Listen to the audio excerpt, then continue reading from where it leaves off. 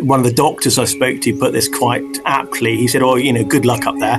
I said, "Oh, right." He said, where are you off to?" He said, "I'm going to go and do a body recovery." I said, "Oh, right." He said, "Do you know how many bodies there are up there?" I said, "Well, I suppose 2 or 3 and so on." He said, "There's 250. There's a very spring-like feeling as I make today's photo walk, or at least record the introduction for the photo walk, because it's one of our specials today. It's I can feel the sunshine on my face. Oh, lovely. Let's just quickly deal with a couple of facts so that nobody's left saying for the whole show, "But Neil, Everest is not the tallest mountain in the world." Mount Everest's total height is 29,031.7 feet above sea level. That above sea level bit is very important. Strictly speaking, Mauna Kea in Hawaii could indeed be classed as taller, because if you measure it from its true base, it stretches a whopping 33,500 feet, give or take, making it the tallest mountain on Earth in terms of total height, that is. But, and this is important, nearly 20,000 feet of it is actually underwater. And so with the right four-wheel drive, you can actually drive to the summit, with a stop at the coffee shop on the way to acclimatise for half an hour, munch down a blueberry muffin. So Everest definitely still classed the highest when you think about its base to summit being all out of water. Next one, K2. K2, some people think is the tallest, but it's not. It's just a smidgen under. 28,251 feet, second highest mountain on Earth. So it's not by much at all. There's probably some sibling rivalry here. Yeah, but you're on tiptoes kind of mountain version of. But still a biggie and very famous, but it's not so popular. Probably on account of being known as the Savage Mountain, because 1 in 4 climbers who reach the summit never make it back down. There was a period where more people had visited space than had actually summited on K2. Having said all this, let's not for one moment make it sound like as if climbing Everest is like a Sunday afternoon's drive out to the pub in comparison, because as you're about to hear, that it is not. And I'm delighted that we start 2 months of product sponsorship on the show by Lover Boots by inviting Tim Kington, who works with the brand, to be my guest for this special show. And he's not just any Tim. Oh no. This Tim, as you're about to learn, with absolute transparency in terms of the story, from how he found 50 to 60,000 quid to pay for the experience, to writing a goodbye note to his wife just in case, to what taking your gloves off to compose the simplest of photographs can do to your fingers. This Tim has done what I suspect not one other person listening today has done. Correct me if I am wrong. This Tim has climbed Mount Everest. He is a photographer who had a dream to one day stand atop the world's highest peak. I think it's a special type of person to look at the world's tallest mountain, a frozen, oxygen-starved, avalanche-prone beast, and think, yeah, I fancy a go at that. Climbing Everest is a battle against nature at its most unforgiving. Temperatures can drop to minus 40. That's sea. The winds can knock you off your feet, and above 26,000 feet, the aptly named death zone, your body is literally, and I do use the L word correctly here, dying with every passing minute.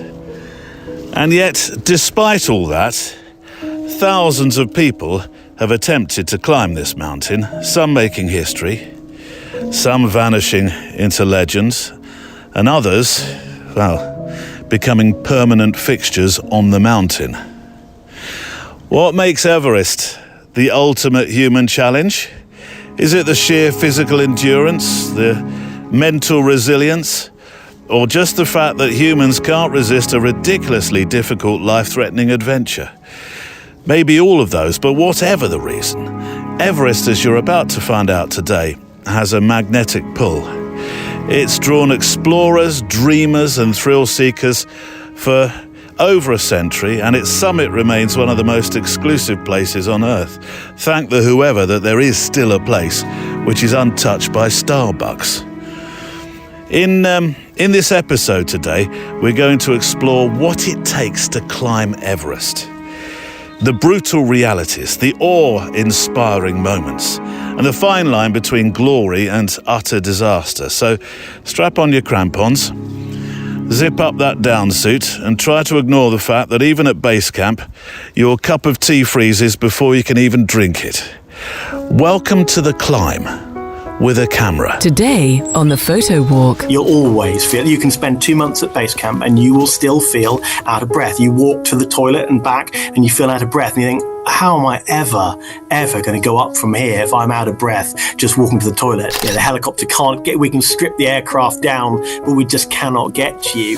So it basically, if you have an accident above Camp 3, you're probably not coming back from that. If you can't change the aperture without knowing where it is, having to look at it, or if you can't change the exposure without knowing where it is, you're going to have a real problem. As an example, their Sherpa lost 2 fingers on one hand because they're busy taking photographs of their client on their iPhone. I hope none of my friends come and rescue me, because I've got a lot of time for other high-altitude mountaineers, but I would never, ever want to put them in danger. I think it's 85% of people who die on Everest do it on the descent. It's about getting down and getting down fast. That's Tim Kington, my guest on the show today. Well, today's show is the first of 3 specials in a row where my guest is the sole feature as I adventure myself in India, making a show that you'll hear in a few weeks' time.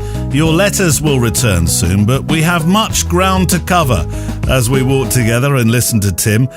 Before we start, though, thank you to those who believe in the cast enough that you're Patreon members or extra milers, as you're known, and to mpb.com, who've been with us on this show from pretty much day one. A service I use for buying, selling and trading used camera gear is MPB. As a website platform, mpb.com is the place where I can safely buy, sell and trade quality used photo and video gear online. And online guarantees make this a place I feel safe to buy from, unlike some other marketplaces. Here's how it works. You go online to mpb.com and search for gear that you'd like to add to your kit bag. Or if you're selling gear you no longer need, click the button at the top of the website that says Start Selling and Trading and just follow the very easy instructions. From there, you print off a packing label, stick it on the box with all your gear in it. It's collected by a courier free of charge from your front door. And the best bit, MPB pays you for your camera gear within days. So join me and the hundreds of thousands of photographers every year in the US, Europe and the UK who know that MPB is the place to buy, sell, trade and create. My thanks also to Lover Boots, L-O-W-A, Lover Boots, who join us on our adventures for March and April. And for our UK listeners, an added bonus, you have 2 months to get your pictures and stories in of walks in a feature I'm calling Take a Hike on the Wild Side. Cue the song. And if you need new boots, then again for our UK listeners on this one, you'll be pleased to know that using the code PHOTOWALK, all one word, on all the W's, lover.co.uk, you can receive 25% off a price of boots or shoes up to the end of April 2025. Send your stories, and if you can send a picture or 2 of a hike you have made, we'll be featuring your stories and we'll pick one out to win a brand new pair of those amazing Lover boots or trekking shoes. Also, we'll have this month's one-word assignment today, a new one for the month, set by Claire Thomas, and if you'd like to take part, the page is already live, the assignments page for this month. Right, shall we walk? Checklist out. Coffee, check. Garibaldi's, check. Walking boots, check. Some spare film or an extra SD card, check. And hand warmers. You'll need them for this episode. Check. Let's walk. Or climb. It's the photo walk of a Friday, and even though we're not visiting the mailbag for a few weeks yet, please, I'd still like to receive your thoughts about or maybe what you hear on today's show, but also about the places that you've been venturing with your cameras. Send your thoughts, your stories, your letters to stories@photowalk.show. Stories@photowalk.show. Send your pictures in 2,500 pixels wide. If you can do that. Otherwise, just send the full res and I'll do the heavy lifting for you. Look forward to hearing from you. I absolutely adore to hear stories from people who we've the opportunity to aspire to be or walk in the footsteps of. And though it hasn't necessarily been something I've spent hours laying awake at night in my bed wishing I could do, climbing Everest, summiting Everest, is something that truly, and I mean this, truly fascinates me. My own mountain is really no more than a local saunter. No need for oxygen, though it can take your breath away. Walking up what we colloquially call Bacon Mountain, on account of the fact my kids couldn't say Beacon Hill when they were teeny. Or perhaps it's just the nickname that we gave this place. I don't really recall now. It was once an Iron Age hill fort, though. Later used as a signal beacon site, hence the name Beacon Hill. But at just 856 feet, I'd need to stand or climb 34 Bacon Mountains on top of each other to equal one Everest. And in some ways, that doesn't sound too much, but it is. I mean, I reckon I could do maybe another 10, given a couple of days. But Tim Kington is my contact for Lover Boots, the boot of choice for my photo walks. I'll tell you about them later on. He's somebody I've known for a little while now. You might remember in the early days, Tim helped organise some product sponsorship for our show when it was still only wearing short trousers. But I had no idea. In fact, as you're about to find out, most people in Tim's life had no idea he was planning to conquer a mountain, which is the sole feature, sole, boots, get it? I'll get me coat, of our show today. What you're about to hear is Tim's story, with some close-up pieces as we go through from me, just to colour the story here and there with some details. It's a story of, and I'm sure Tim won't mind me being quite so baldy, but a story of a normal bloke who thinks, I want to climb that there mountain, and then somehow navigates and finds a way, and I do love that. There's hope for us all when somebody works in that way. Clearly, you have to be a bit committed, and I use that word cautiously, but you do have to have a commitment to the cause that goes well beyond one day saying something like, I'd like to run the local half marathon, when it comes to climbing something like Everest. Age is not necessarily the barrier that you feel it should be either. I looked up a few folk who've summited who are not pro climbers later on in life. Arthur Muir. At 75, Arthur Muir became the oldest American to summit Everest in 2021. A retired attorney from Chicago, he took up mountaineering later on in his life. In May 2024, two brothers, British brothers, Graham and Chris Parrott, both in their late 60s, they reached Everest's peak. Anyway, I adored my chat with Tim. He is the focus of our show today. Tim, it's a long way back down, a title that you've given to your book, which I will ask you about perhaps later on, I think. I want to read, though, the opening paragraph from the inside page of your book. How do you document a climb like Everest? The idea of climbing Everest snuck up on me, but then my thoughts quickly turned to documenting the journey. How could I take photographs that do it justice? Would the camera operate? Would I need to take off my gloves? In the end, I settled on two little cameras, one spare, carried on my chest all the time. My snaps, as best I achieved, are in this little book. It's not so much a little book, actually, Tim. It's it's not a tome, but it's by no way small. It's a picture per page. There's a lot of work that went into it. Yeah, I flicked through it again last night and I thought, oh dear, it might be a bit long and a bit boring. No, not at all. It's the problem is that you've got to bear in mind that I was there for 2 months. Yeah. And when you haven't got much to do for long, there's a great long periods of downtime where that you can't do anything. So realistically, what you do is try and think, I better go and take some pictures, and then funnily enough, there's periods of sort of intense activity where it's almost impossible to take pictures. But either way, you come back after 2 months with a lot of photographs and undoubtedly. Did you take a laptop with you as well, just to?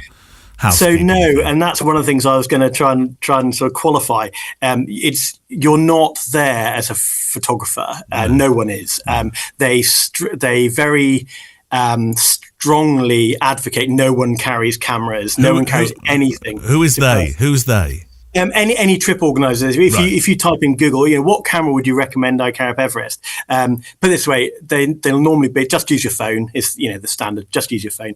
And we're even given tips on how to use your phone without taking your gloves off. So using things like your nose to trigger the shutter.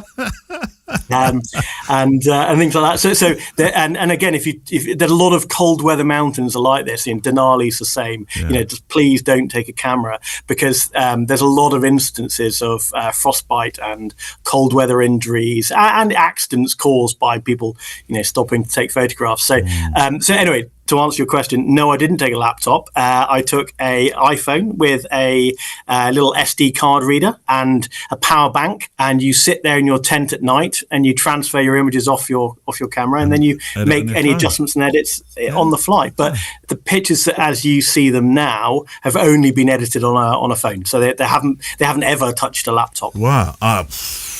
Well, in that case, then I'm impressed with the photography anyway.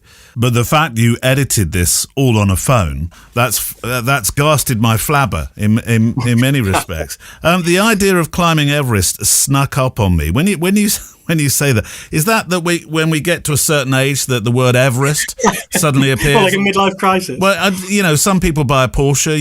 You climbed Everest, or you might have done both. I don't know. No, it's remarkably similar to that, but I think it's more that it starts out as a sort of whimsical idea. What's it take and how would you do it? And then you think, well, all the stuff you think it's going to take a lot of money. I'm going to have to take 2 months off work. I'm probably going to have to do some training and so on. So what I mean by snuck up is you start looking at those and how hard would I have to train every day for a year? Okay, well, that's quite off-putting. How much money would I need to find? 50, 60,000 pounds. Okay, that's quite a lot of money. How does my wife feel about it? Oh, not very keen. Why was she not so keen? Because if I'm really honest, there's a reasonable chance you're going to get killed. Yes. And you can't do much to safeguard yourself against that. The people who are killed in a very dramatic fashion when there's not, and it tends to be outside of the control. A very large block of ice falls on you from above, or the snow gives way beneath you, and skill or kit probably won't save you. So there's a healthy degree of sort of mortality that sort of tinges the whole thing, and all of us have a very morbid sense of humour. I think one of the doctors I spoke to put this quite aptly. He said, good luck up there. I said, oh right. He said, where are you off to? He said, I'm going to go and do a body recovery. I said, oh right. He said, do you know how many bodies there are up there?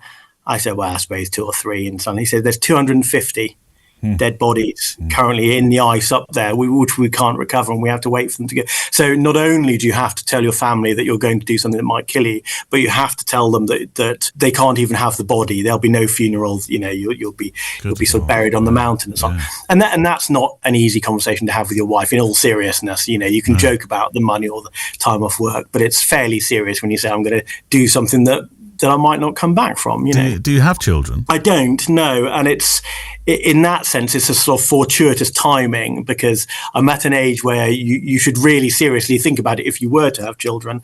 And I think I've managed to stall long enough to give myself a window of opportunity to go and do this. But in the same way, again, in terms of dependence, I have to think about my wife and I have to think about my dog, and neither of those I wanted to leave. But it's much easier than having children, I think. Well, I'm bound to ask them, because I'm an emotional, soppy old sausage. On that day that you did depart, we'll come back to training in a moment, because that fascinates me. There's a lot of work that goes into the training. So when you departed that day, what was it like? I mean, I know what it's like leaving barns for a week or two sometimes. But I just should add in my wife as well, obviously, and my children. So two funny things happened on the day. One, my wife drove me to the airport, and we're only about an hour and a half from Heathrow here, so that's not too bad. But you turn up with these enormous kit bags that you can barely carry on your own.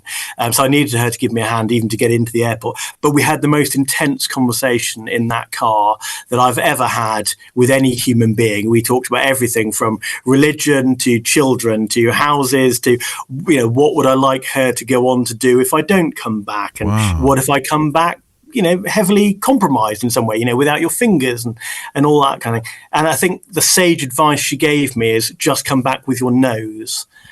So that was the thing that mattered to her most. I don't think I have a particularly glamorous nose, but she seems to think otherwise. So I have to come back with my nose. That was my orders. But the second thing to really answer the question is when we got to the airport, the airport was absolutely chaotic, huge queues and everything like that. And very simply, we couldn't have a nice goodbye. We had this huge queue, oversized baggage, stood there, the parking's running out and so on.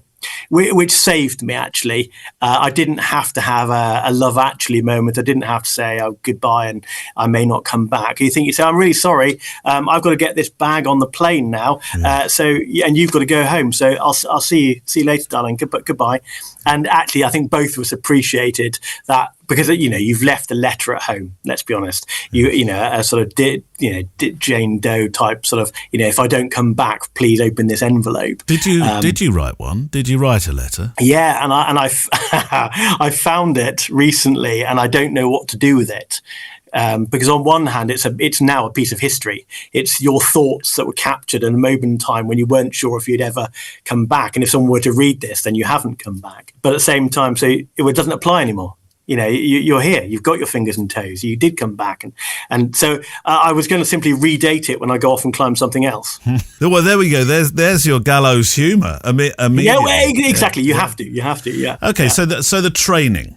So it's about. Is it a year? I mean, if you book onto one of these things, they say, Tim, you've got a year. You need to do this, and this. Yeah. So there's two ways of looking at this. If you climb with a Western guided company, they will give you a very strict and comprehensive package, which including training programs, which I didn't want to go down that route. So I ended up climbing with a Nepalese company, which has got pros and cons to that. But the main advantage is they say, great, okay, we'll see you on this date, and and off we go. Right. So all responsibility for training is entirely down to you. So they expect you to turn up fit and ready to go. But of course, not having done it before or having done something similar but not exactly the same, you have to determine what matters. So I decided that the thing that mattered most to me was sort of grit and determination. So I decided very early on that what I was going to do is things that make you tough is the best way I can put it. So, for example, you think, gosh, it's a horrible, horrible night. It's a wet, stormy weather. It's 60-mile-an-hour winds. I might drive to the Brecons and I think I'm going to go hiking tonight. And I'll hike for, 20 miles or so through the night. And then I'll come back again. And I think the thing that made the biggest difference to me is not telling anyone you were doing it. Oh. So internalizing the difficulty. And I know that sounds a bit perverse, but a lot of other people said, oh, yes, I went to the gym. And I did, one guy said I did 10,000 vertical hours in the gym. I thought, oh, wow, gosh, that's a lot more than I've done. And someone else said, oh, yes, I've had a trainer and, they've been training on this hypoxia machine and so on. And oh, gosh, I didn't have a hypoxia machine. And so what did you do? I said, I just went out in really grim conditions, gnarly conditions, and pushed really hard and did it quietly. I didn't tell anyone at work, and I didn't even tell my wife what I was up to and so on. Just push, because when you get there, no one will help you. And I cannot stress that enough. Your Sherpa won't help you. The other climbers won't help you. You are 100% on your own. So if you have that niggling doubt and think, I'm cold and I'm tired and I don't know if I can carry on, and you will have those thoughts, I promise you, you need to look at something and thinking, we have the Brecon Beacons, which, as you know, are grim, and therefore they are perfect for training. So pushing yourself really hard. So I don't like going walking on my own. I just don't. I feel lonely, and I know you do it for podcasts and so on. I struggle a bit with that. I feel a bit sort of insecure. It's my happiest time, Tim. Oh, is it? Okay, well, no, I'm the opposite. I think I like other people. But if you don't like going walking on your own, go walking on your own. And if you don't like going out in the dark, go out in the dark, well, etc. That's tricky in itself. Brecon Beacons in the dark in grim weather. That you are taking your life into your hands. And I mean this as well. You are taking your life into your hands because that's where the military train. Yeah, exactly. So I'd done quite a lot of studying and sort of what do the Marines do as a good example. They're a fairly hardy bunch, and it was for example, I go off and I do they do I think it's a 20-mile march, kind of 20 kilos. You think okay, that I can do that. But then they do it again the second day. And it's the second day that's hard because you're tired and you're achy and so on.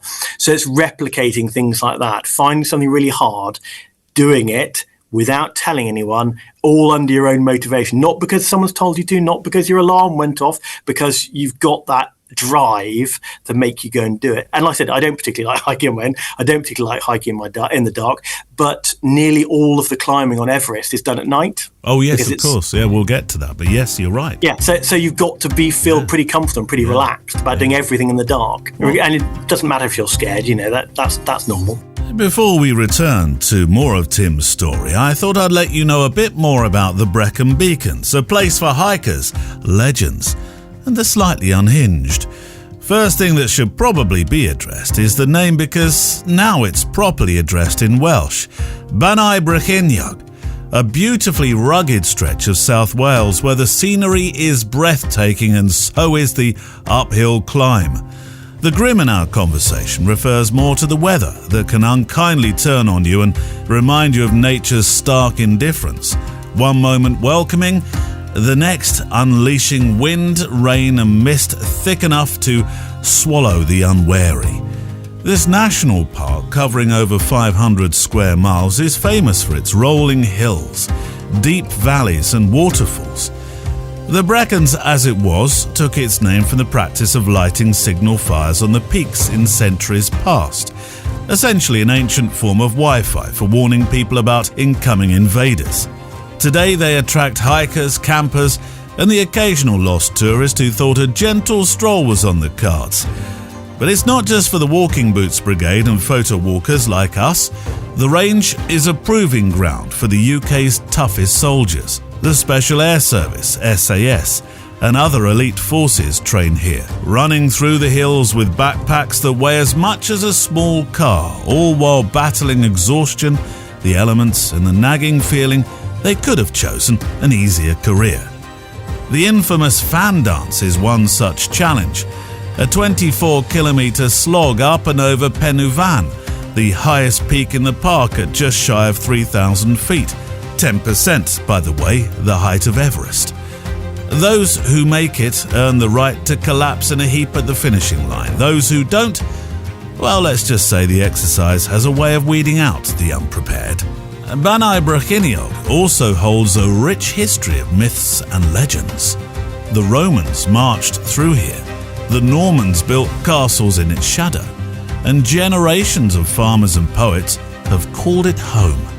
Today, whether you're walking in the footsteps of warriors, testing your limits like the elite forces, or simply chasing a view through the mist, Banau Brycheiniog remains as it always has: wild, beautiful, and utterly unforgiving for those who take this area lightly. What about the altitude? Some of the Brecons can be fairly high, but we're not talking the kind of heights that you had to get used to. Yeah. So again, it helped that my friends have all got sort of quite a sort of macabre sense of humour. So if you get to base camp, you're huffing and puffing and you feel out of breath. The best way I can describe it to you is that'll never change. You'll always feel. You can spend 2 months at base camp and you will still feel out of breath. You walk to the toilet and back and you feel out of breath and you think, how am I ever going to go up from here if I'm out of breath just walking to the toilet? And your sort of sense of humor kicks in. You're like, well, I think it's just going to be really hard and it's just going to be tough and your body's going to struggle. And again, a lot of it is, It's what level of discomfort are you prepared to tolerate? Yeah. You know, if you're struggling to breathe, that's pretty normal. You know, mild headache, pretty normal. You know, not drinking enough, pretty normal, etc. You know, feeling like you're losing weight and you're malnourished and you haven't slept, all pretty normal.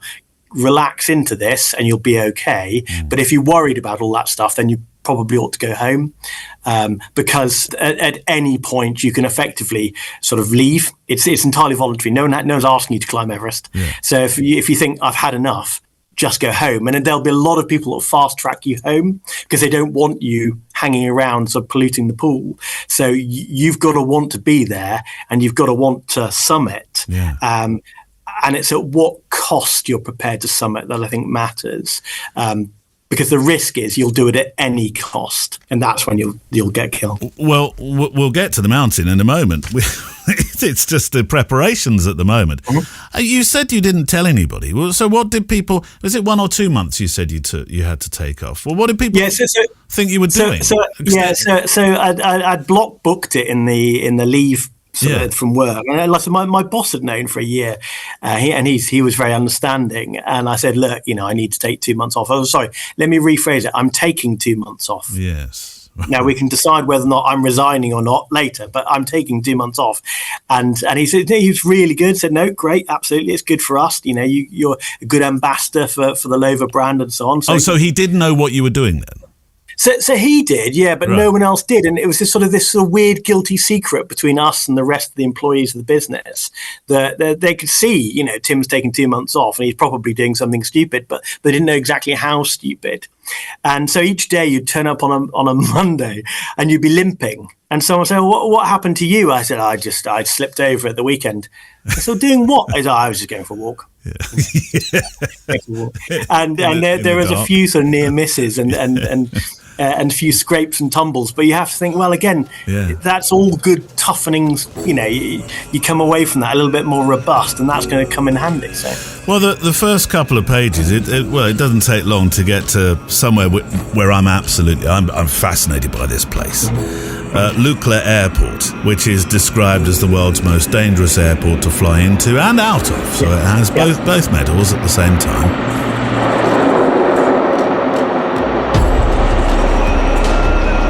You know I have a grim interest in this place. We've talked about it before. Nestled in Nepal's Himalayas, Lukla Airport, officially Tenzing Hillary Airport, is the main gateway for Everest-bound adventurers. It's also where you quickly learn the meaning of white-knuckle flying. In 1964, Sir Edmund Hillary needed an airstrip. Since finding flat land in the Himalayas is a bit like finding a quiet London cafe, he bought a patch from farmers and paid them apparently in liquor to flatten it. Originally grass, it was paved in 2001, presumably after pilots demanded it. At just 527 metres, 1,729 feet long, and sloping 12 degrees, although it looks more like 45, Lukla's runway is basically a ski jump in reverse. Land too fast, you hit a mountain. Too slow, you drop off a cliff. There's no go-arounds, pilots get one shot. For passengers, it's pretty nerve-wracking. For seasoned pilots, probably just another Tuesday. They land here routinely, cool as anything, while passengers consider updating their wills. Fog rolls in faster than bad news here, winds howl through the valley, and flights are often delayed, cancelled, or mid-air turned back round to Kathmandu. If you're flying in, keep your itinerary flexible, and your expectations even more so. Lukla has seen its unfair share of tragedies, and flying here isn't without risk. Yet thousands still take this journey every year, proving that for some, the road to Everest starts with a real leap of faith, right onto one of the world's wildest runways. Before we return to this week's show, my thanks to those who keep us walking each week, such as our patrons, you know who you are, and now arthelper.ai for the next few months. If you've ever thought about selling your photography online but haven't a clue where to start, I think Art Helper could probably help you because it's made for people like us. Here's how it works. You upload a photo, magically and instantly, professional content is made for you, such as social media posts, email newsletters, even full Substack articles, all in your own voice. It can also generate hundreds of mock-ups for every image you upload, things like your work framed, so people get a real understanding of what your photograph could look like on their wall. It helps you connect with the right buyers and even suggests pricing based on your market. And unlike most AI tools, it has an art protection guarantee, which means something very important: your images are never used for AI training. Free to try, and Art Helper is giving our listeners a special deal. Go to arthelper.ai, use the code PHOTOWALK and get 30 days free of the pro version. I'll have a link on the show page. It's a great way to start selling your art or growing the business you already have. And thank you, arthelper.ai, for your belief in this show. There's a fascinating photograph that you've made through barbed wire with what looks like currency, I think, sort of attached to the wire. I don't know what that means. We'll get to the camera in a moment of what you used and what you decided to take. But describe this airport and that photograph and what those things mean that are caught up. So Lukla is, I mean, if you are a trekker and you're going to Everest Base, so basically mountaineers and trekkers both fly in together, and you can't differentiate them until you land. So if you take off, and the main difference is that the trekkers are incredibly excited, flying through the Himalayas for the first time. You can see this tiny little airstrip where, umpteen planes have crashed, and it sort of comes into land, and there's a lot of whooping and cheering and so on. And there's a few people sat there very solemn looking on the plane. You think, I reckon they're the mountaineers, because there's a lot of things that are going to try and kill you in the next few weeks. If the plane could not be one of them, that would be ideal. And when I say when you get off the other end, you can see them, because again, trekkers, and like I said, in my heart, I'm a trekker too. Trekkers are having the best time. They're going off and they're sampling new foods, and they're enjoying the walk and the surroundings and the air. The mountaineers, you can spot them because they're walking very slowly, painfully slowly, because they just cannot put any risk. It's a 10-day hike to base camp, and you can't get food poisoning, and you mustn't get an injury, and you mustn't get the raging and so on. So you're really taking care of yourself. So it's a very you feel like you've wrapped yourself in cotton wool, and therefore ironically you probably take more photos on the trek in, because you're just very slowly. If it takes all day to get from this village to that village, just take your time. Steady, don't rush. What are the notes or the things on the barbed wire, by the way? So prayer flags, you can get prayer flags coming every single size. They're prayer flags. And exactly. Okay. And they're tiny prayer flags, and that's what caught my eye, is that prayer flags are everywhere, and I love prayer flags. Obviously the idea is that as the wind blows, it sends prayers up to heaven. And I'm not a especially religious person, but I like the idea of this sort of inefficient way of praying, I suppose, or efficient way. The wind is doing a lot of the work for you. But yes, prayer flags are absolutely everywhere. And likewise, while I may not be particularly religious, in the same way that there's a puja ceremony before you climb, where you ask permission for the mountain to be allowed to climb, it's the same as that. At any opportunity, if a monk will bless you on the climb, you're going to take it. This whole no atheists in foxholes type mentality comes in. You'll take whatever god you can at this point to try and look after you. One of the pages, there's a pole with two directional signs on it. One goes to Everest. I'm not quite sure where the other one goes to. Do you all go to Everest Base Camp to start with? Is that trekkers and climbers united? That is the place you're headed. Yes, and it's exactly so. If you want to trek into Everest Base Camp, it's a beautiful trek anyway. Yes. But we're all on exactly the same journey. So it doesn't matter if because climbers have to acclimatise by trekking in, and trekkers obviously climbing. But basically, the rules have changed now that trekkers aren't allowed to stay at Everest Base Camp. So you had this very strange moment where, having walked together for 10 days with all these random strangers, but they're all lovely people, you get to the sort of effectively the entrance to base camp, this great sprawling mass of tents. Yeah. And you say, goodbye, I'm just going to go in here now. And they say, well, what do you mean? You say, well, no, I'm not here for the trek. The trek is, just how I got here. Yeah. I'm here to live here for the next 6 weeks or so. So yeah, the trek is fantastic, but trekkers and mountaineers part ways at base camp, basically. Yeah. Well, where do they go then? Do they stay in and back down again? Oh, they go straight back down again? Straight back down now, yeah. Okay. So 6 weeks spent in this place. Well, how does that 6 weeks segment itself? So, large periods of inactivity. I think the longest for me was about 9 days. But effectively, you do what's called rotations. And rotations are about going up to as high as your body will let you go, and then rotate back down again, and then go up again when you're feeling strong and healthy, and then come back down again, and then sort of finally push for the top. So, but each rotation has to fit with a weather window, and right. Each rotation has to fit with you feeling healthy and strong.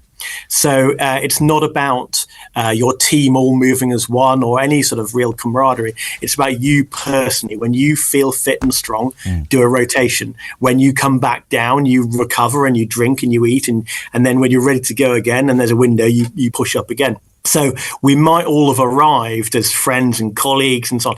And then the sort of competitiveness creeps in saying, no, I need to be fit and healthy and I need to go when there's a window. And, if my friends can't go, well, that's sort of their lookout, but I'm not here to climb with them. I'm here to climb this mountain.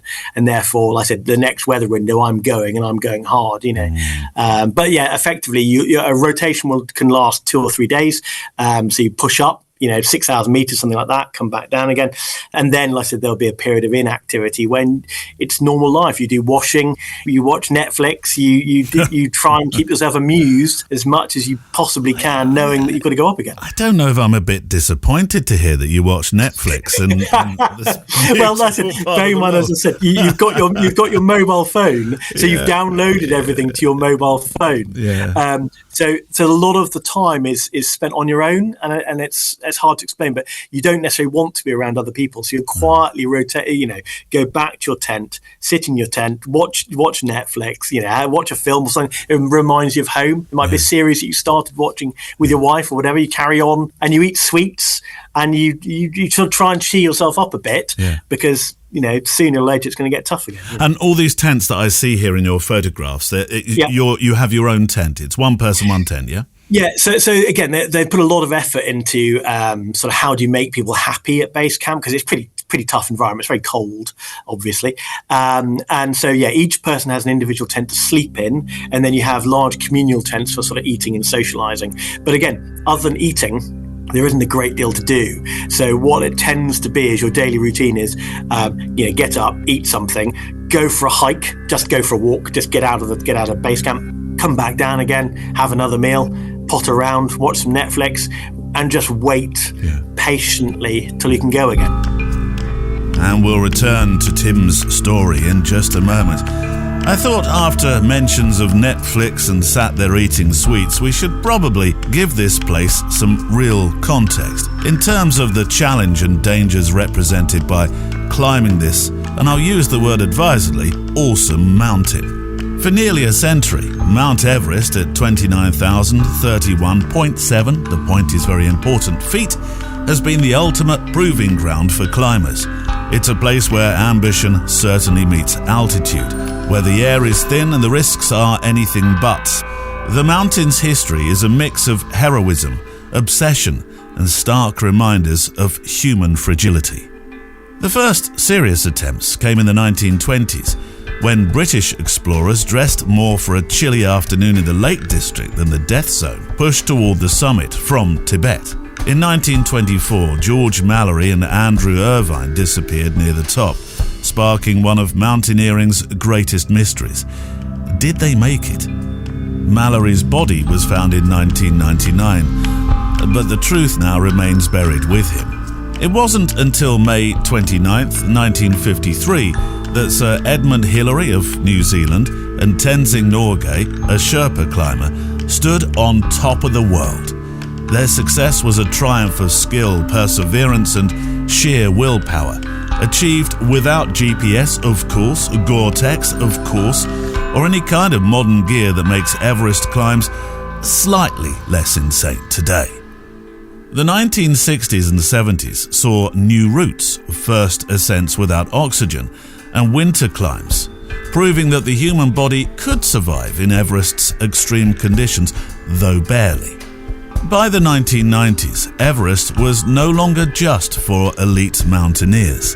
The rise of commercial expeditions meant that anybody with enough money and very questionable judgment, I'll let you make your mind up on that one with the remaining part of our interview, could take a shot at the summit. But the mountain doesn't care about ambition or bank accounts. In 1996, a deadly storm killed 8 climbers. And as climbing numbers soared, so did overcrowding, inexperience, and a rising death toll. Everest is both a dream and a cautionary tale. Hundreds reach the summit each year, but some never return. The mountain is littered with the frozen remains of those who pushed too far. A stark reminder that here, nature always has the final word. Let's take a break for a moment from my chat with Tim to hear what the new assignment for this month is. The winner for February, by the way, will be named at the same time as the one for March. So you've got a little while longer to take part in both, if you wish. The Photo Walk assignment. Former guest to the show from last month, Claire Thomas, is setting the challenge, the assignment for this month. The one-word assignment, Claire, what's it going to be? So my one-word assignment is going to be humanity. Oh, I like it. And that's very fitting for you. Exactly. That's what a lot of my work is all about. I would imagine some people will look at your work and say, well, that's okay for you, Claire Thomas. You can show humanity in some of the places that you'd least expect to find it. And it's a bit like when we say, well, the world's a lot more interesting if you get on a jetliner and find it. Whilst it can be on your doorstep, can't it? Humanity can be. Do you have any examples of perhaps what humanity means or what it can mean? A nice moment of interaction with family members, or with an animal, or it could even be a self-portrait of something that you feel shows your humanity, self-reflection. Yeah. One of the things that I'm always drawn to is hands. And I feel like hands tell an extraordinary story of humanity. You can tell a lot about a person and what they've lived through by their hands. But it can be anything. Take it in any direction. So good luck with the assignment. Send your entries to stories@photowalk.show, stories@photowalk.show. One picture, please, for each entry.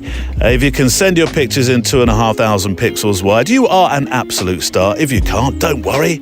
I'll do the heavy lifting for you. Please don't put borders or watermarks on them. Do include a link to your Instas, any other social feeds and websites and blogs and so on and so forth, so I can make sure that we do a link to your work. Good luck. Let's return then to Tim.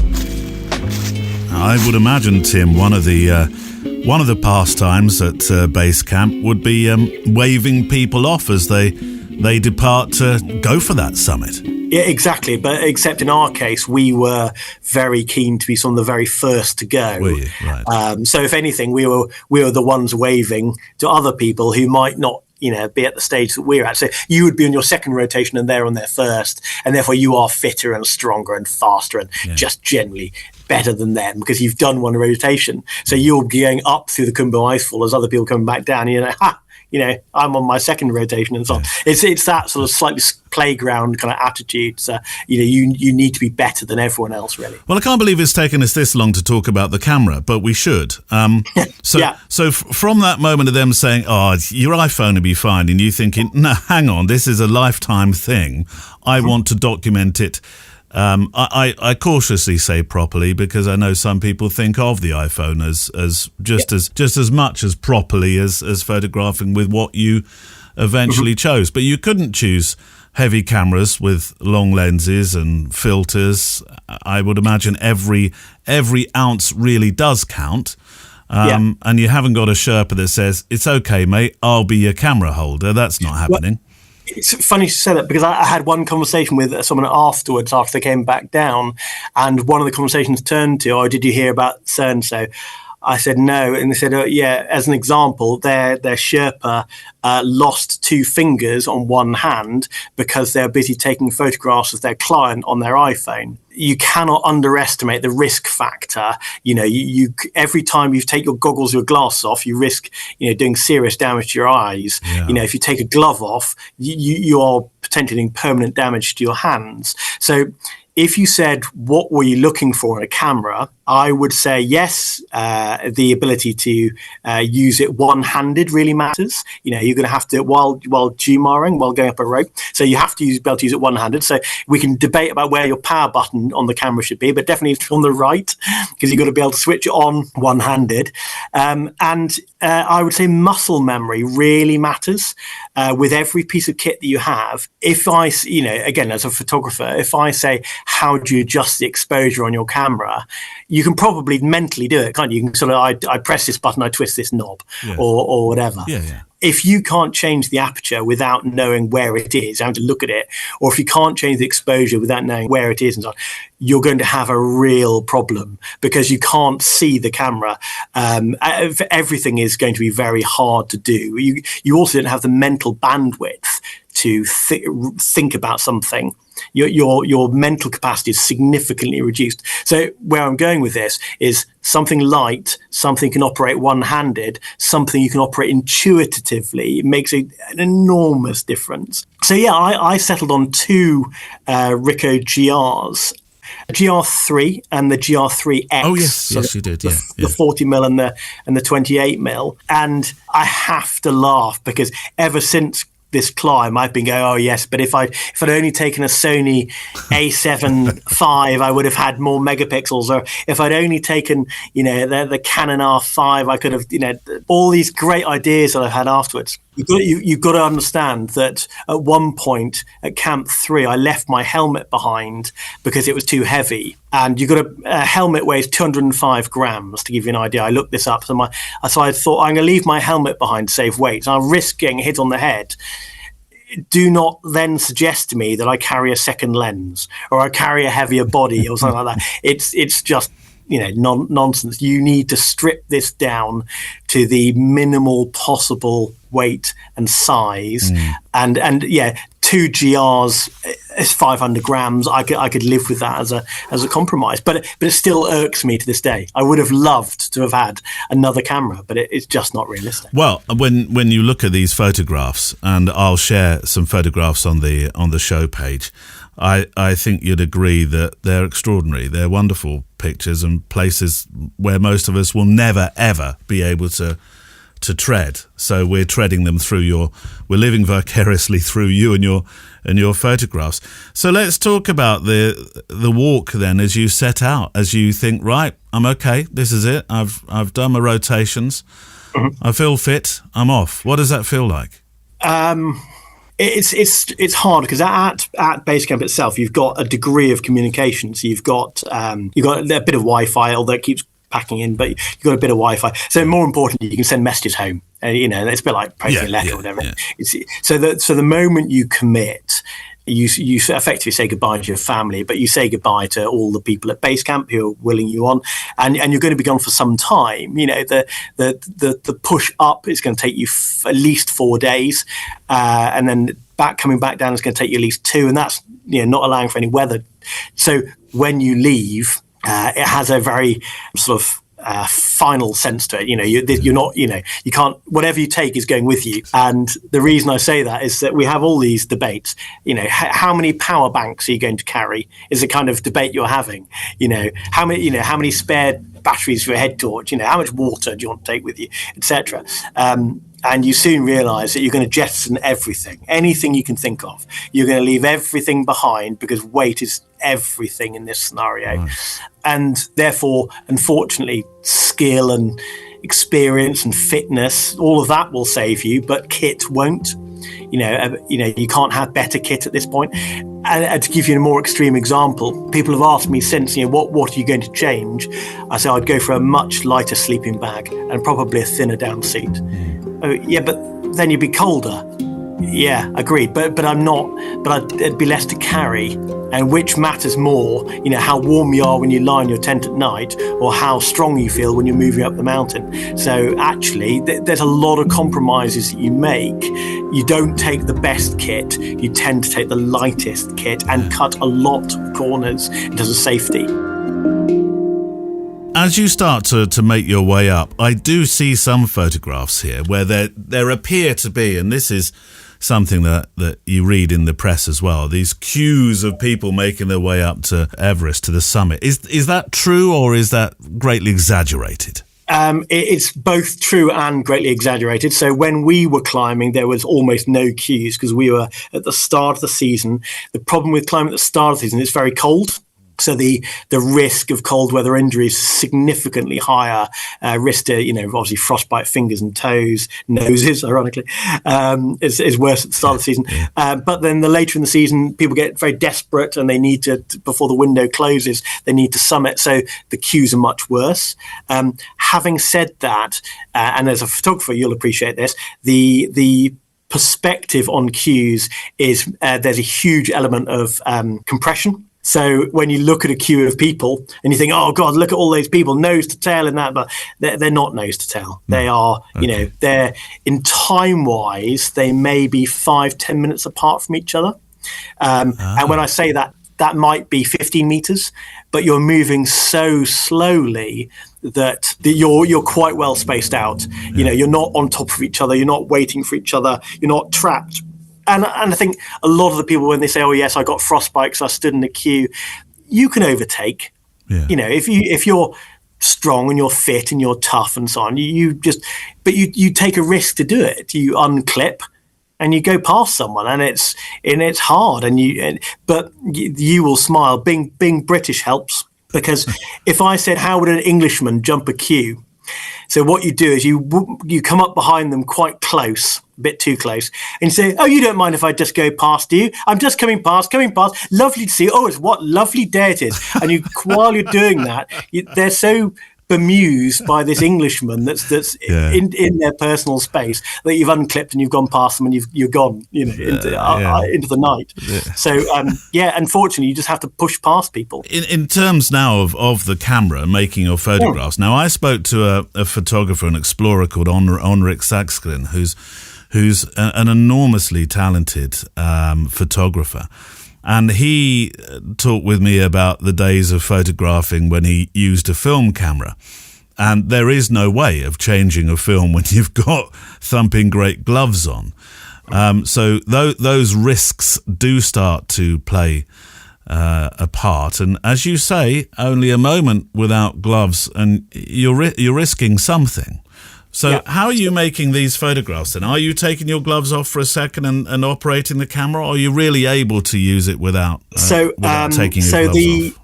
If you read into the nerdy interviews with the Japanese design team behind the Ricoh, which one of those things that fascinates me, the reason that the shutter button is a sort of lozenge shape, an oval shape, is you don't necessarily have to press it with your index finger.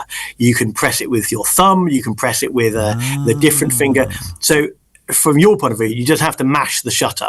You need to be able to hit the button. That matters. Yeah. But it is very hard with big gloves and mitts on. So I have thin liner gloves, which are captive with my down suit has like a built-in cuff, which means that it's almost impossible for me to take my liner gloves off.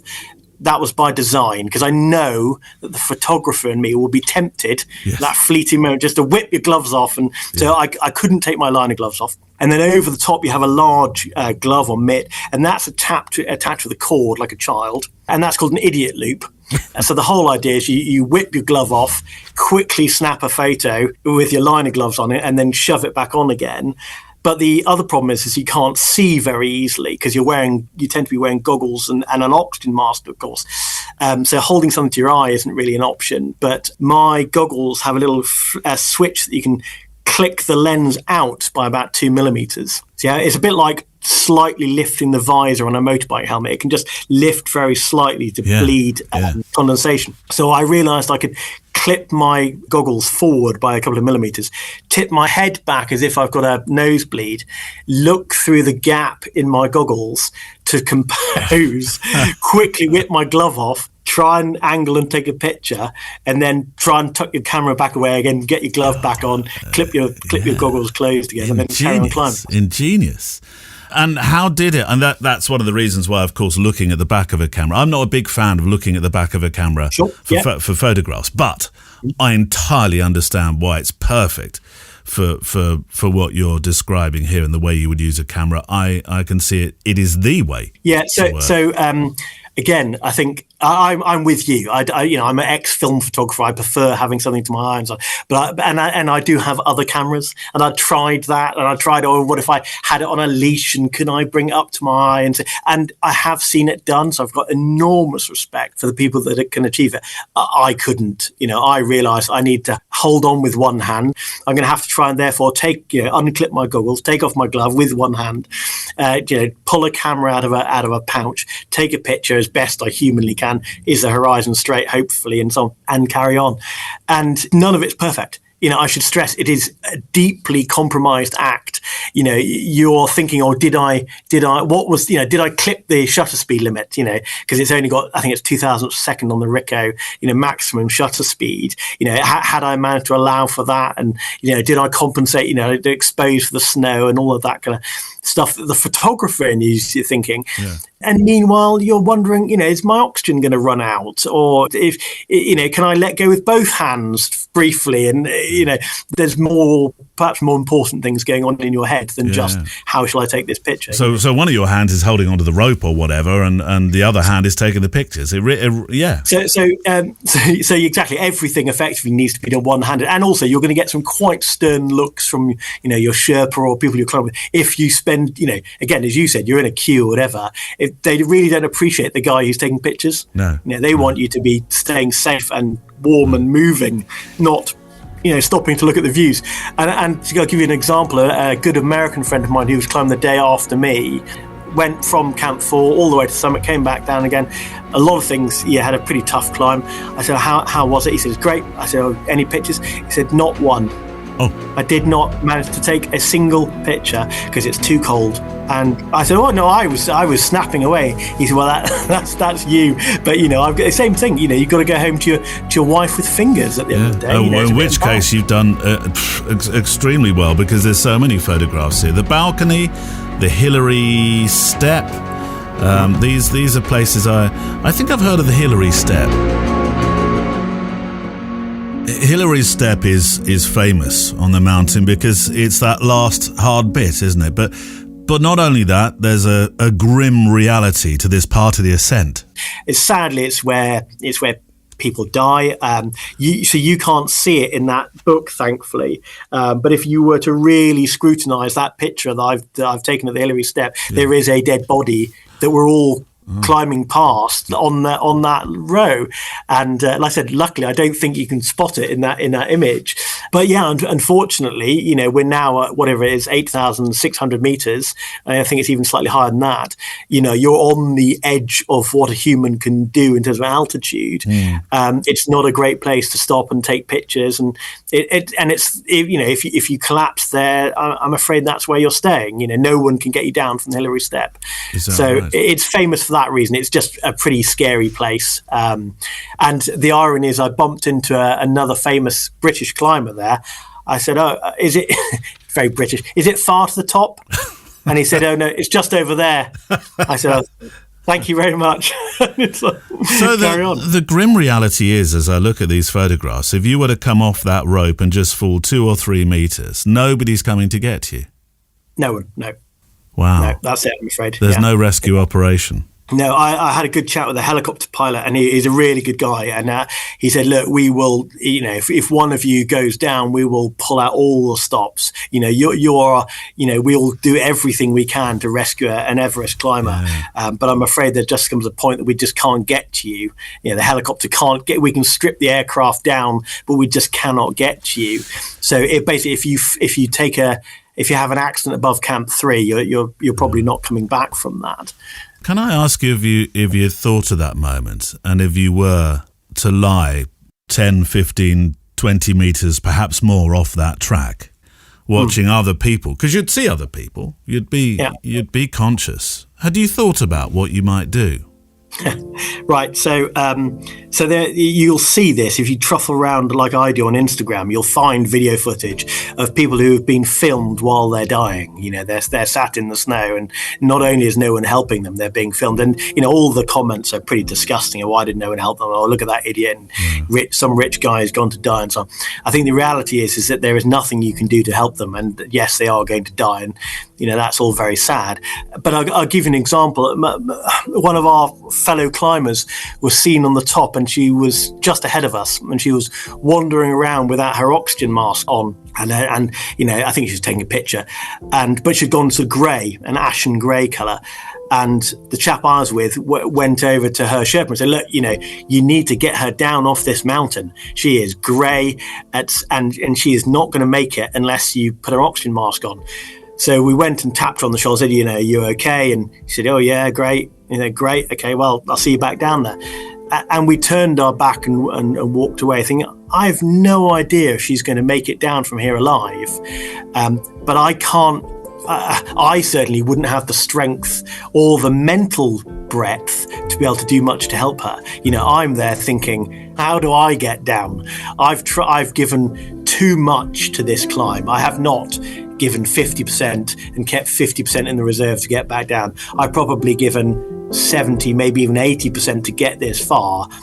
I don't quite know how I'm going to get down myself yet. Yeah. I certainly am not in a position to help her if she gets into trouble. So sadly, if you were to fall and get yourself into that situation, I think my thought would be, I hope none of my friends come and rescue me, because I've got a lot of time for other high altitude mountaineers, but I would never ever want to put them in danger. And if I thought someone was wrestling to try and get me back on the line or try and get me down or use some of our oxygen, that thought fills me with dread. I would much rather quietly pass away and not risk someone else. But unfortunately, it's quite a selfish sport anyway. I think we're all in it for ourselves, so there's not much risk of that. Sobering thoughts. The summit. You reached it. There's a summit euphoria, which is possibly what that lady was going through. And some people do talk about the strange decisions you make when you have this euphoria. I think there's an actual name for it. You might well know it. I don't know. But the summit, you reached it. Come on, what does it feel like? Are you too tired to appreciate it? Yeah, no, you will love. I felt pretty frustrated. I just wanted to turn around and get out of there. And a lot of people are celebrating, and I think we had some Chinese climbers who are giving a video presentation from the top, on behalf of their government and so on. And we just want to literally touch the top. I'm briefly the highest man on earth, and now I'm going to, get her, because again, the overwhelming sense is I've done this very selfish thing, where I've taken this time off work and I've spent all this money and I've trained all this time, and now I have a duty to go home. And the longer I spend up here, the more I'm being disloyal, I suppose, to that role. So now it's about getting down and getting down fast. So I sent a message. I think I put it in the book. I sent using a satellite messenger. I quickly tapped out a message to my wife to say, I'd made the summit and that I loved her. And because I think it's 85% of people who die on Everest do it on the descent. So again, probably between you and me and a few people that are listening, I think I was probably really my safeguarding against that. I wouldn't want to die on the way back down without her knowing that that I loved her, and I was trying to get home. I think was the point really. But the descent is pretty scary. If anyone thinks climbing Everest is easy, try coming back down again. It's tough. Explain the tough. I mean, I've climbed very, very small mountains compared to you.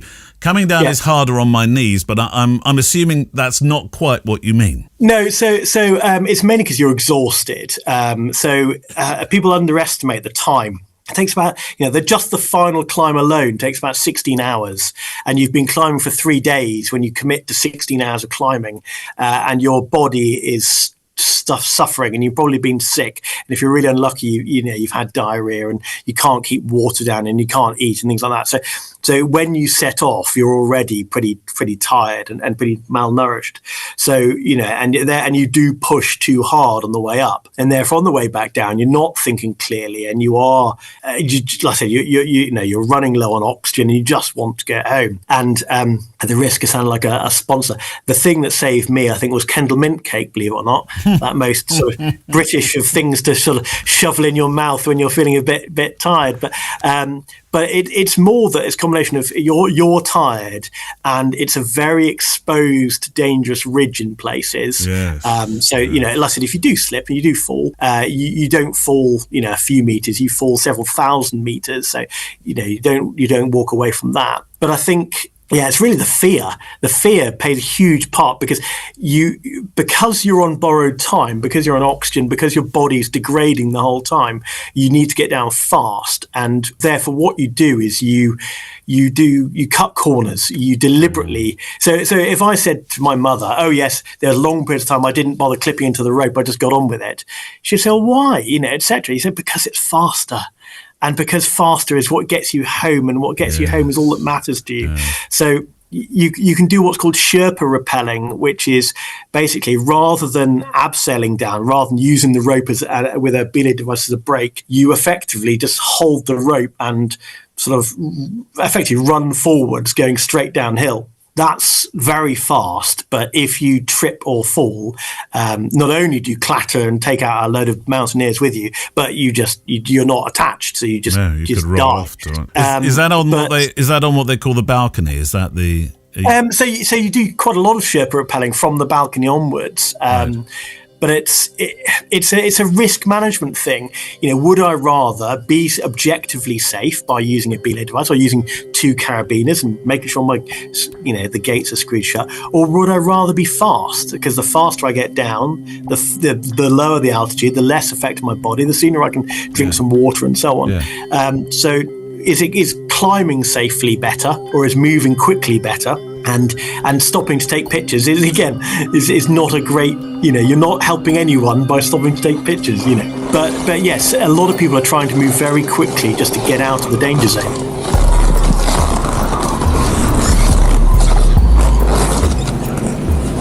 When climbers talk about summiting Everest, it's easy to picture just a relentless upward trek through ice and rock. But the journey to the top is marked by a series of infamous waypoints. Some you've heard already mentioned, and some omitted, but each one a test of endurance, nerve, and sheer willpower.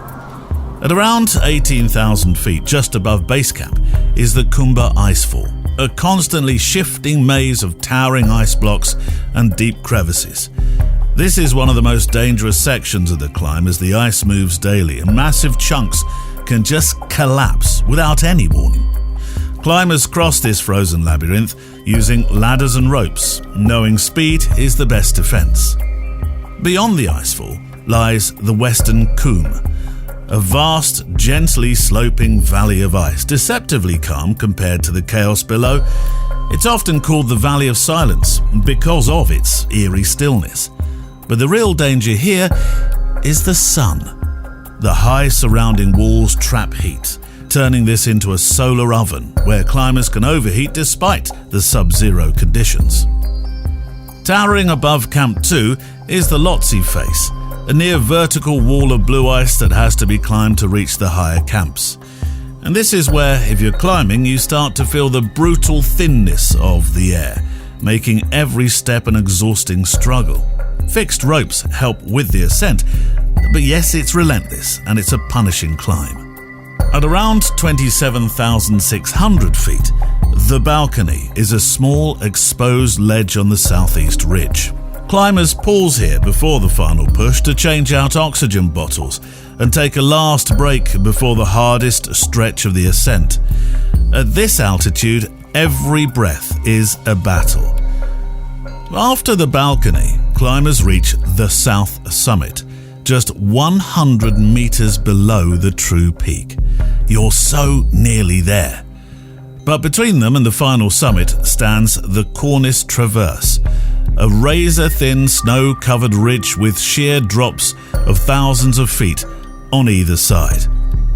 For years, the final test before the summit was the Hillary Step, a 40-foot rock face just below the peak. Named after Sir Edmund Hillary, it required a near-vertical climb at extreme altitude, but in 2015, an earthquake reshaped the landscape, reducing the step to more of a gradual incline. Even so, this section remains a brutal challenge in thin air and with extreme exhaustion. And then, the summit. The summit of Everest is a place few will ever stand. The view stretches across the Himalayas with the curvature of the earth visible on the horizon, but there's no lingering. Most climbers only spend a few minutes here before beginning their descent, knowing that the way down is just as perilous as the climb up, as we've talked about. These landmarks aren't just points on a map, they're obstacles that define the Everest experience. Every climber who attempts the summit must reckon with them. Some will push past them, and others will turn back. But each one is a chapter in the story of climbing the world's highest mountain.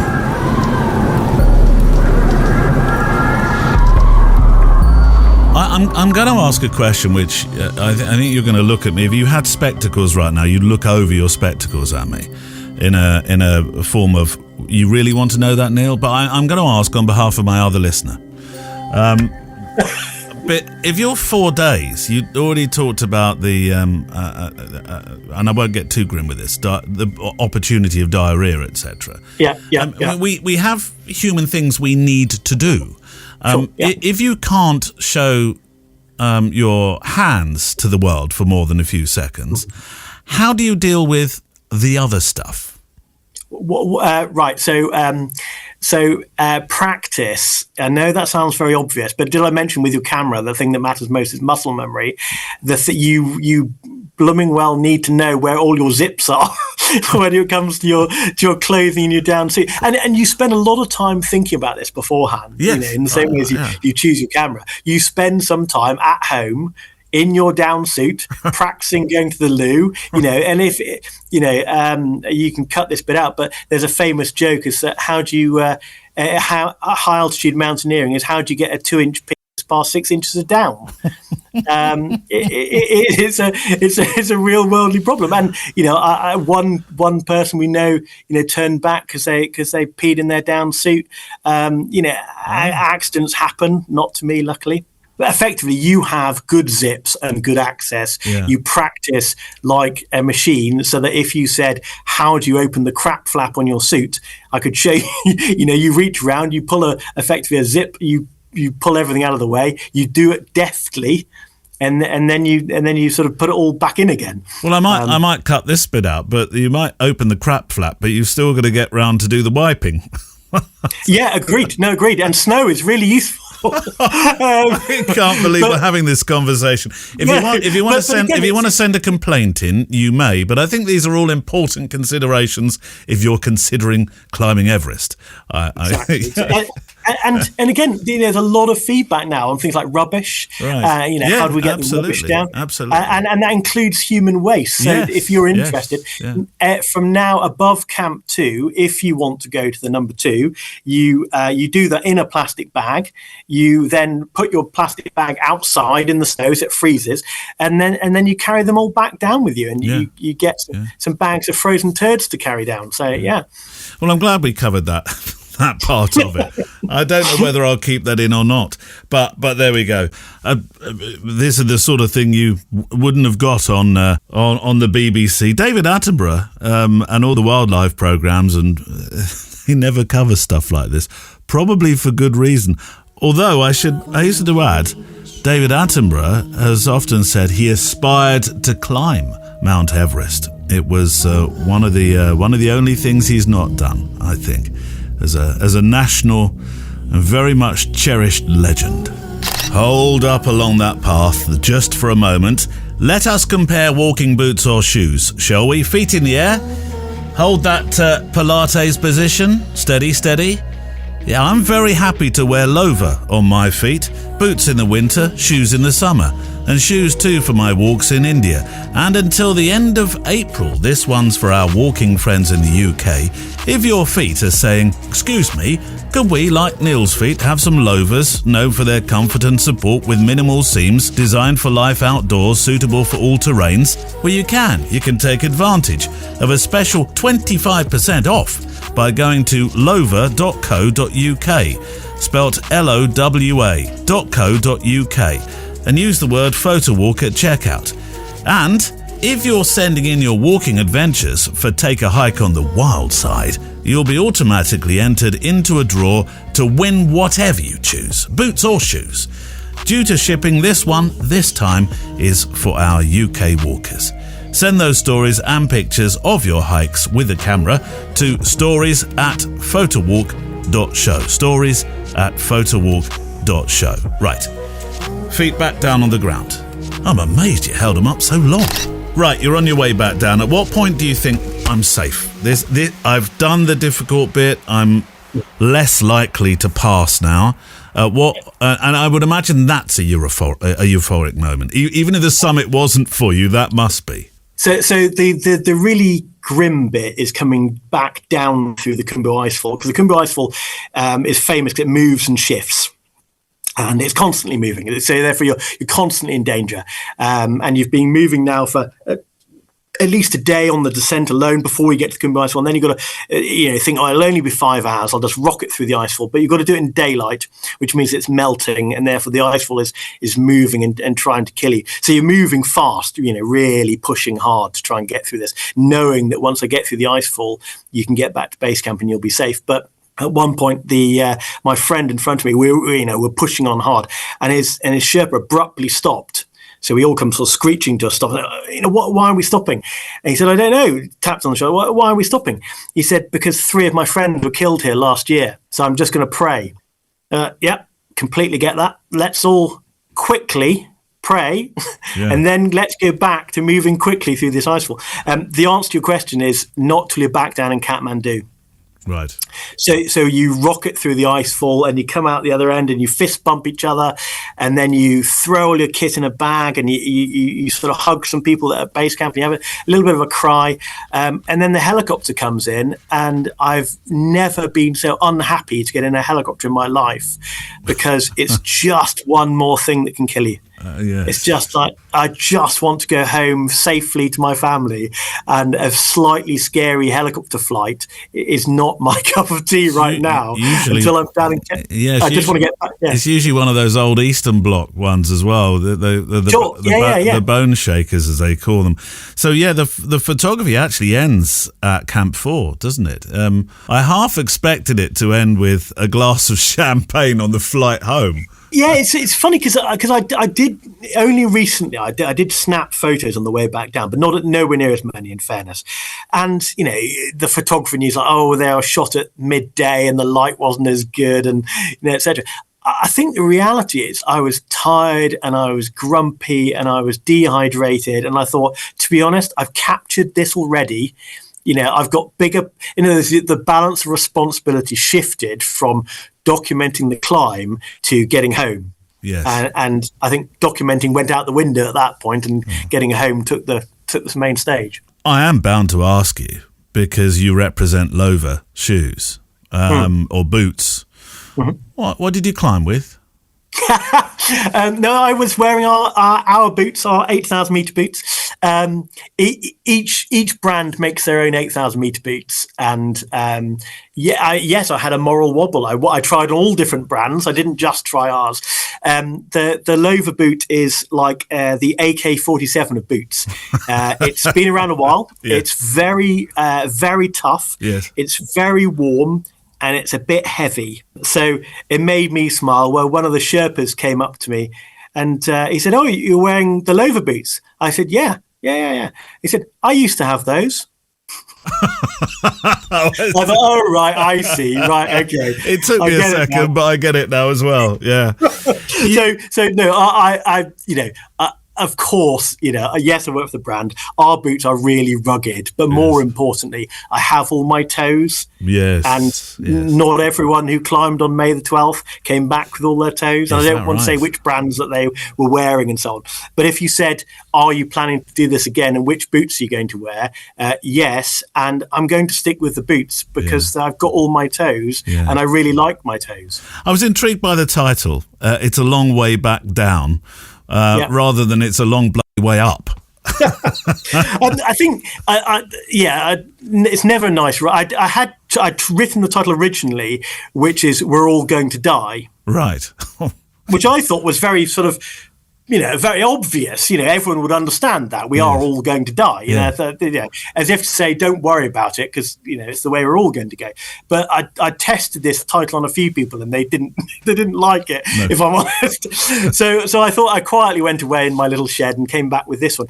I think the reason being is that, like I said, again, a lot of the accidents, a lot of the deaths happen on the descent, and people forget that. Like I said, they're obsessed with the climbing and less interested in the descent.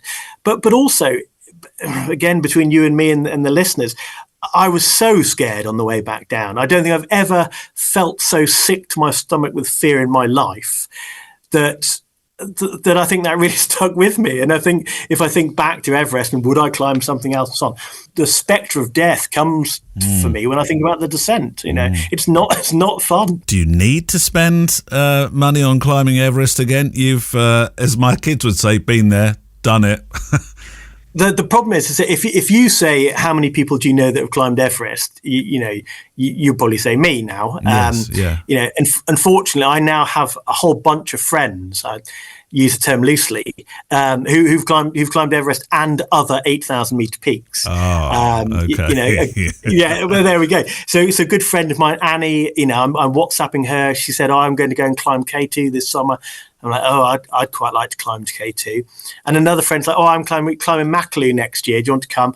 I would love to climb Makalu. What a beautiful mountain. And meanwhile, you're sat there, curled up with a dog on the sofa, and your wife says, who are you messaging? Oh, no one, darling, nothing. I'm just plotting another 8,000 meter climb. It's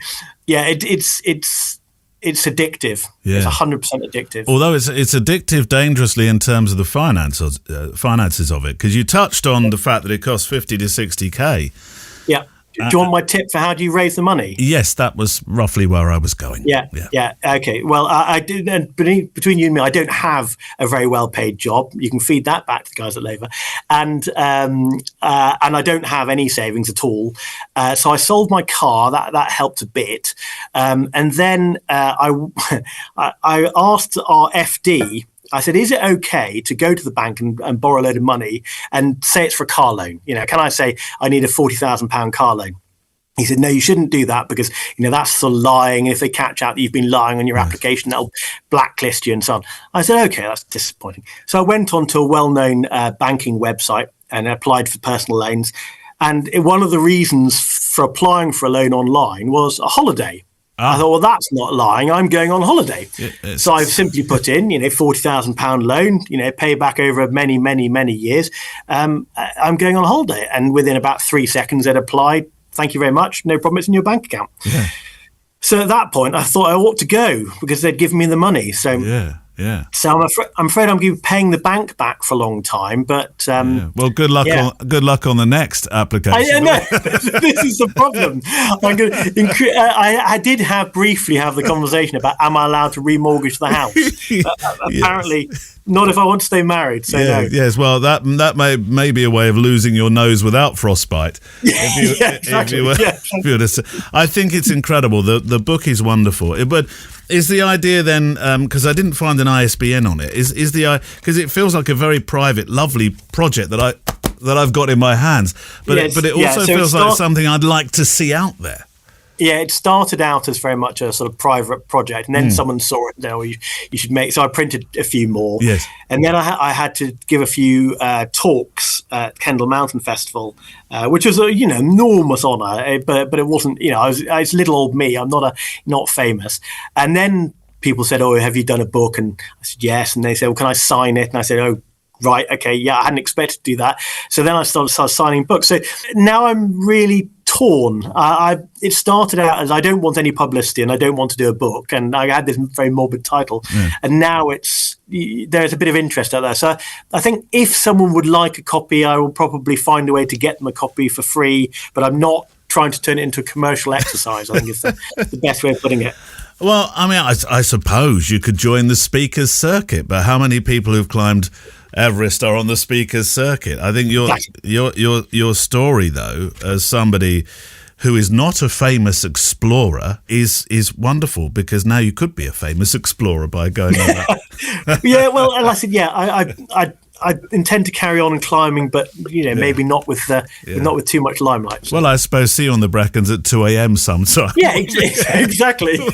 Would be. It's an extraordinary book. It's wonderful, Tim. Just very finally, I do ask a question on the podcast, and I'm not sure if I can shoehorn this in, but I'm going to try, because I think you had 2 months and quite a lot of time to think on your own at some stages as well. I'm sure you did on the ascent. I mean, it's not like you're all standing in a line having a chat about the weather, is it? You're behind your mask. You got oxygen. Sometimes you're focusing on this enormity in front of you. A question I ask of my guests is, what is your why?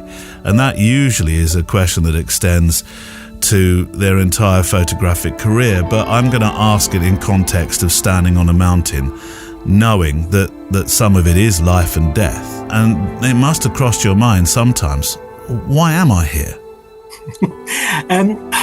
I think it's the schoolboy in you that wants to go on a great big adventure, and it is. Every part of it is a big adventure, from the training, from the lying at home on the floor in your down suit trying to work out how to put a harness on while lying down, and the dog stood on top of you and so on. Every part of it is a huge adventure, and it's the bit I miss the most. It gives you a purpose in life to say, I have this singular focus that I'm going to train and turn all of my attention, all of my money, all of my efforts are going to be on this adventure. And when you can then say, I've achieved something that not many people in the world have achieved, it feels like you've ticked a box the wrong way, but you've given purpose to your adventurous spirit. You had the idea of liking adventures, you've gone on a great big adventure and you've achieved it. And to bring this back to photography and manage to document it, you have evidence that you were there. You can show people the story. I think, to answer your first thing about why has the book got so many photographs in it, because I want people to see the whole journey, not just one image. I want you to feel like you've been from the bottom to the top and back down again. That mattered to me. So if I do any other adventures, if I go to the South Pole, or if I go to K2 and so on, then how do you capture that and tell that story probably matters as much as the adventure itself. And my thanks sincerely to Tim Kington, my guest today.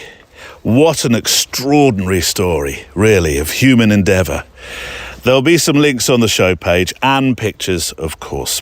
My thanks also to Lover Boots, who join us on our adventures for March and April. And as I said before, UK listeners, just due to the post, I'm afraid, this has to be for UK listeners only. An added bonus, you have 2 months to get your pictures and stories in of walks that you've taken in a feature I'm calling Take a Hike on the Wild Side. Cue the song, as I say. So send those stories and pictures to stories@photowalk.show, and we'll pick out one of those letters to win a brand new pair of amazing Lover boots or trekking shoes. Good luck. A very special story spread across 2 weeks from one of our extra milers awaits you now on our Patreon channel. The Extra Mile is what we call it. You go the extra mile for me in supporting the show, so I go the extra mile for you in recording an additional walk every single week. And the extra mile this week, the next 2 weeks, features the story of Dennis Linden. It's a story of a photographer, doctor photographer, documenting his own heart transplant, obviously not during the operation, but that process, going through that period, how he felt, because it's so well written as well. This book that he's written. Honestly, I don't care if this sounds like an advert, but in a year, we have so many amazing stories from photographers who are a part of this community, who share the most extraordinary personal stories. And this, over the next 2 weeks on The Extra Mile, is certainly one of those. On this week's Extra Mile. All of a sudden, I began to have a lot of difficulty walking, and I was walking, listening to the Photo Walk podcast, doing the what was it called, the sync photos, where Shutter you would sync. tell us to shutter sync, taking yeah. pictures at the same time, Yeah, doing all that stuff, and all of a sudden it's like, man, I would come home and it'd be a lot more fun to go and have a little nap after dinner, and I read that. Watching TV, and so that was the beginning of it, and then in February there was one very bad weekend in February of 2024, and it was one of those things where nothing made sense, but I knew something was wrong, and went into the hospital, and they said, well, you've got heart failure, and my ejection fraction had declined to about 10%, which is not good. And one of the younger cardiologists who was new to town, and I remember sort of saying, well, to my wife, I said, well, this guy's really young. I'm not sure he really knows what he's talking about. But he said, you got to go. Go where? The first 5 minutes of the show is available for free, so click the link on the website for The Extra Mile. And our PS is to come, our postscript, some final thoughts. But before that, we need a play-out song, just to make some final frames to, or think about what's been said today. There's been plenty said today, plenty shared. And, this one is from Straight White Teeth. It's a song called Signal Flare. It talks of returning home, which I think has been a theme of today's show in many, many ways. I'll send a signal flare if everything goes right. Just sleep and dream while riding on the wave of light. Everything's changed, buried under graves, huddled on the runway, waiting for the night to fly away.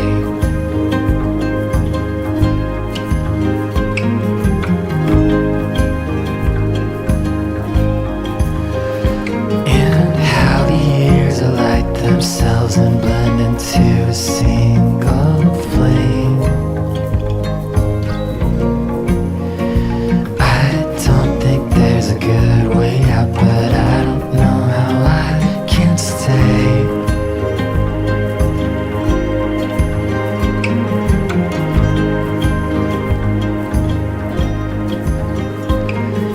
Tell me something true before I lose myself. I need a place that's ours and nothing else. We can drink the rain, come back home again. Nothing lights as brightly as the darkness in the dawn. Please don't fly away. And how the years alight themselves and blend into a single flame. I don't think there's a good way out, but I don't know how I can stay.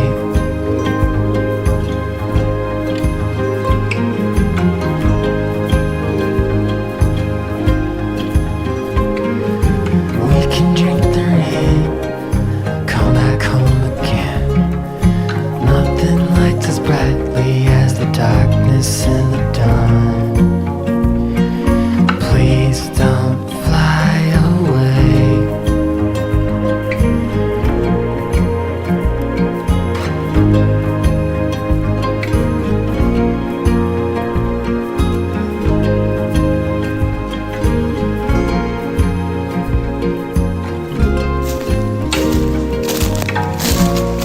That's Straight White Teeth and Signal Flare.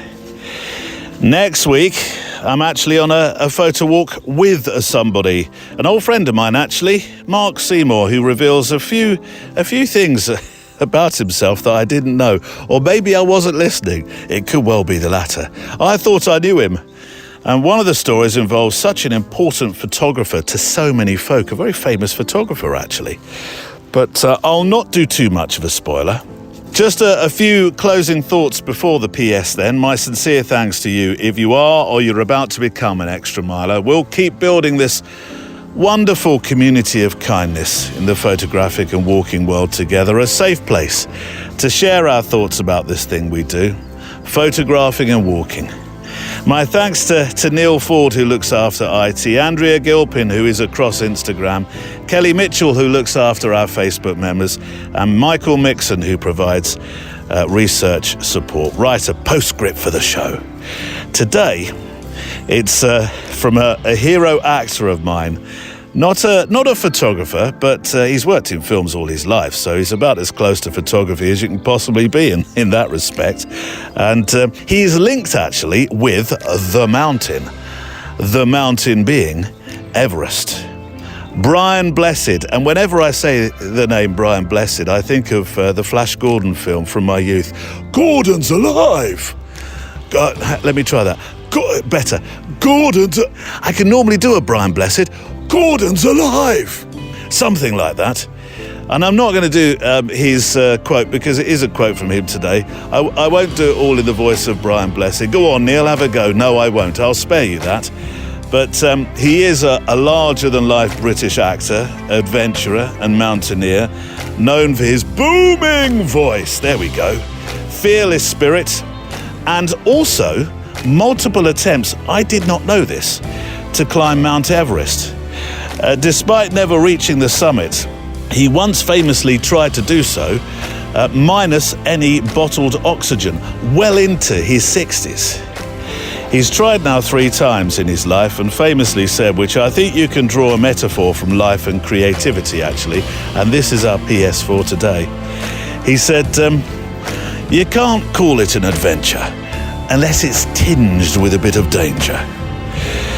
The greatest danger in life, though, is not taking any adventures at all. To have the objective of a life of ease, he said, is death.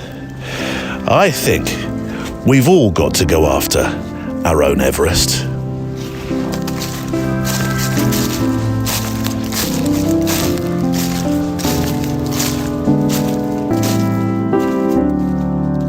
The Photo Walk is a Loading Zone production.